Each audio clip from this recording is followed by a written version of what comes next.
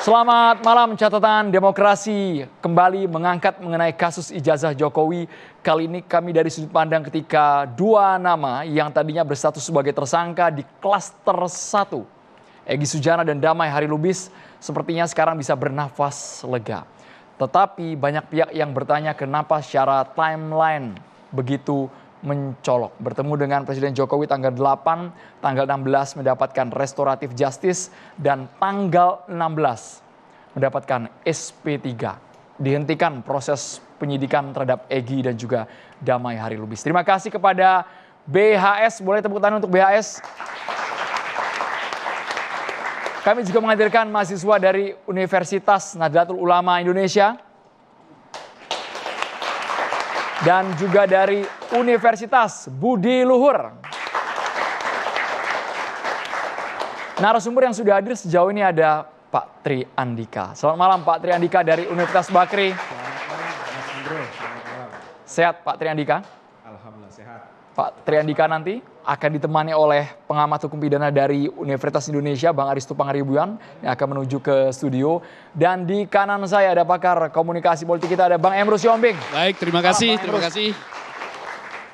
Dan di sisi kiri yang tetap setia di barisan Presiden ke-7 Joko Widodo, Bang Andi Azwan. Malam Bang Andi Azwan. Malam Andro, malam pemirsa TV One. Gambare. Semangatnya memang beda gitu ya. Apakah peluang RJ ini bukan hanya berlaku untuk dua tersangka saja atau semuanya berkesempatan itu? Atau jangan-jangan nama-nama yang berada di klaster kedua khususnya RRT, Roy Rismond dan juga Tifa akan terus maju membawa ini ke ranah pengadilan. Bang Aristo Pangaribuan, malam. Bang Aristo. Selamat malam Mas Andro, selamat malam semua pemirsa. Terima kasih Bang Aristo, kami ingin sudut pandang Anda apakah memang Egy dan juga Damai sudah memenuhi syarat restoratif justice. Malam hari ini nanti diulas ya, Oke, Bang Aristo siap, ya. Siap. Thank you banget. Kami juga menghadirkan ada kuasa hukum dari Egy Sujana yang saat ini ada di Riau. Tersambung dengan kami melalui Zoom. Ibu Eli Daneti. Malam Ibu Eli Daneti. Selamat malam. Assalamualaikum warahmatullahi wabarakatuh. Malam Ibu Eli. Kami boleh langsung ke Ibu Eli. Ibu Eli bisa diceritakan ketika tanggal 8 Januari keputusan Egy Sujana dan Damai Harilubis untuk menemui Jokowi, sebenarnya inisiatif dari siapa Ibu? Sebenarnya itu inisiatif dari saya mencoba minta pengertian kepada Bang Egy, karena sering orang mengajak Bang Egy untuk bertemu dengan Pak Jokowi dengan janjian-janjian yang fantastik. Namun kita, Bang Egy, di sini tidak akan pernah mau untuk menjual akidahnya atau komitmen yang telah dibuatnya selama sekian lama.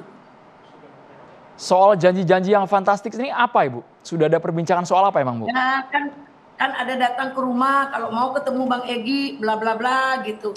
Terus nanti ada lagi bla bla bla, kan itu kepentingan mereka kan. Nah ini bukan Pak Jokowinya yang menjanjikan, tetapi tim-tim yang datang itu gitu.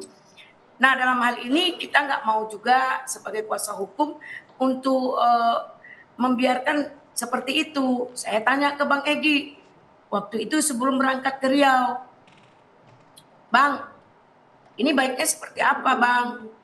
Ya saya sebenarnya mau, asal jangan minta maaf. Nah namanya ini kan proses restoratif justice. Jadi saya mencoba mendatangi Polda Metro Jaya, yaitu Kamnek 5 kepada Pak Rosadi. Nah dalam hal ini saya minta Pak Rosadi, jika Bang Egy nanti mau untuk berkunjung ke rumah Pak Jokowi, apakah bisa difasilitasi, karena kami tidak tahu kombes segala macam di situ. Dan apakah Pak Jokowi bersedia jika ada dua permintaan Bang Egy, tidak pakai media dan tidak ada foto-foto, dan yang paling khusus adalah tidak minta maaf. Nah, ya yang terbaik silahkan Bu, kata Rosadi. Nah, tanggal 6 kami ke Riau, sidang di Riau di Rohul. Nah tanggal 7 itu saya coba tanya ke Bang Egy, di mana Bang? Nah, kemudian kalau bisa Bang coba bawa Pak DHL karena ada alasan hukum yang cukup bagus untuk dilakukan juga dibawa Pak DHL. Nah, Bang Egy mencoba nelpon Pak DHL. Kita nggak tahu seperti apa dia berkoordinasi. Yang pada jam 8 malam tanggal 7 itu, ya bolehlah Bu Eli, kalau bisa kita langsung aja. Pak DHL jadi, kayaknya jadi kita ketemu di Jakarta. Dengan hal itu, saya mencoba membeli tiket transit karena tiket Bang Egy sudah dibelikan oleh klien, dia bersama anaknya dan orang kantornya namanya Hari, anaknya bernama Hizbullah. Nah ketika tiket itu, tentu saya perlu tiket, makanya malam itu saya cari tiket langsung transit. Nanti kebetulan saya mohon maaf, saya punya protokoler namanya Pak Endang di airport, makanya saya minta tolong 2 tiket lagi untuk Bang Egy dan Pak DHL. Nah, Akhirnya jadi berangkat ya Bu Eli ya? kemudian saya tanyakan kepada Pak Rosadi, Pak bagaimana ya kalau itu Pak Jokowi oke, tidak minta maaf dan tidak ada foto-foto dan kamera atau media gitu. Tidak direkam, tidak ada minta maaf, tidak ada media. Tapi isi perbincangannya Bu Eli tahu Bu? Di kediaman Pak Jokowi, Ibu tahu isi perbincangannya? Sampai kita kaget di situ. Saya secara pribadi baru sekali itu jumpa dengan Pak Darmizal, yaitu mungkin orang dari tim kalau saya nggak salah tim Rejo. Jadi, nah di situ baru kita jumpa. Awalnya saya masuk pertama sekitar 23 menit. Nah, bincang. Nah, kemudian baru Pak DHL, baru Bang Egy. Begitu masuk jumpa Bang Egy, langsung Bang Egy, terus ya Mas Jokowi, mereka berpelukan. Ya, nah itu di depan saya, yang lain-lain saya nggak tahu apakah seperti apa, saya nggak tahu karena ini nyata dan fakta yang saya sampaikan. Nah setelah itu ingat Bang, waktu 2006 Abang sudah jadi orang hebat, saya belum siapa-siapa Bang. Enggak lah, Mas Jokowi kan udah mantan presiden 2 periode. Aduh, silakan duduk Mas. Bang, oke. Disuruh Bang Egy, kenapa nggak duduk di sini? Loh, saya kan bukan mimpin rapat dan saya orang kampung. Ibarat RT aja nggak ngelirik. Langsung Bang Egy jawab, loh saya kesini karena Mas mantan presiden. Nah, saya langsung tanpa area, langsung dia bilang, saya tidak minta maaf, karena saya salahnya apa? Saya kan menggugat atas nama klien saya. Nah, untuk apa saya minta maaf? Nah, saya kan nggak salah. Kemudian klien saya tersebut di penjara. Kemudian perkara sudah ingkrah berkekuatan hukum yang tetap. Dengan kliennya di penjara, saya nggak puas. Makanya saya masukkan LP ke Barreskrim, ternyata ditolak, dijadikan Dumas. Nah, beriring dengan proses tersebut, saya sakit. Kemudian kadarullahnya klien saya dapat amnesti. Ya, saya clear dan saya anggap case close. Jadi gini loh Mas, itu tidak ada area. Saya sakit saya kanker loh Mas, begini-begini. Ceritain sama Bang Egy. Mas sakit, saya sakit.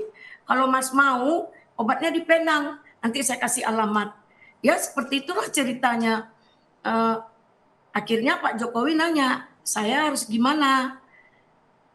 Terus kata Pak Egy, ya Mas kan bisa ngomong untuk saya dihentikan perkara saya karena tidak masuk pada substansi dengan alasan yang ada kita tuangkan di gelar perkara kemarin.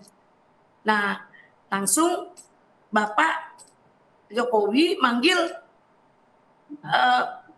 orang Polda, kemudian orang itu datang, tolong ini nanti diproses. Udah seperti itu.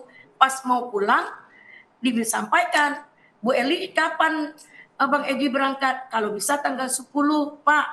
Ya udah silakan berangkat. Namanya ini proses, nggak mungkin langsung ujuk-ujuk. Nah tanggal 10 saya coba masukin, kemudian disuruh masukin lagi narasi-narasinya kan banyak itu. Tapi yang surat yang itu kan cuman hasil dari restorasi justice itu. Jadi narasinya itu di Polda, tidak dikeluarkan. Nah, kemudian dari para pihak pelapor juga membuat narasi. Nah, pada tanggal 13 mereka gelar perkara. Kemudian pada tanggal 13 tersebut muncullah statement dari Pak Jokowi. Nah, kemudian saya pertanyakan, itu statement Pak Jokowi udah keluar, apa bisa Bang Egy berangkat tanggal 15? Oke, Bu Eli sampai situ Dijawab dulu. bisa. Bu Eli sampai situ dulu, Tanggal sudah kita tangkap 14, ceritanya Bu. Tanggal 15 nggak bisa. Isi substansi pertemuan Maka- di Solo. Ibu Eli ditahan dulu Bu, karena kita sudah kehadiran dua narasumber. Ini wajah lama di catatan demokrasi yang akhirnya muncul lagi. Bang Refli Harun, sudah lama tidak bersua di catatan demokrasi. Bang Refli Harun. Bukan akhirnya muncul lagi, akhirnya diundang lagi. Udah lama nggak diundang TV One ini kan? Kuasa hukum dari Roy Suryo CS ya Bang ya. Thank you Bang Refli Harun. Bukan, Roy Suryo, Arismon Sianipar, dan Tifa Uzatia. Kuasa hukum dari RRT berarti. RRT. Rismon dan juga Dr. Tifa. Terima kasih banyak Bang Refli Harun dan juga Bang Firmanto Laksana, kuasa hukum Joko Widodo. Selamat malam semua. Selamat malam pemirsa. Malam Bang Firmanto. Kita boleh ke Bang Aristo. Bang Aristo, tadi sudah dijelaskan bagaimana perbincangan secara detail oleh Ibu Eli. Bang Aristo ingin bertanya langsung kepada kuasa hukum Egy Sujana.